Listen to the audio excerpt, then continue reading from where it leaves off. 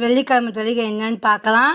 சுட சுட சாதம், அப்புறம் இன்றைக்கி வெள்ளிக்கிழமைனால இலைப்பருப்பு வச்சுருக்கேன். அப்புறம் வெங்காயம் தக்காளி போட்டு பருப்பு குழம்பு பண்ணியிருக்கேன். நல்லா சூப்பராக டேஸ்ட்டாக இருக்கும்.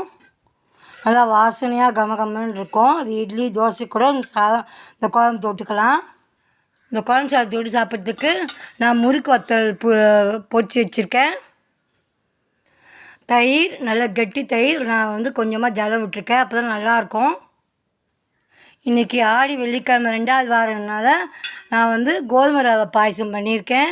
நல்லா சூப்பராக இருக்கும் பாருங்கள். நெய் நல்லா தழும்ப வச்சுருக்கேன். முந்திரி திராட்சைலாம் போட்டு வெல்லம் போட்டு பண்ணியிருக்கேன். நல்லா சூப்பராக டேஸ்ட்டாக இருக்கும்.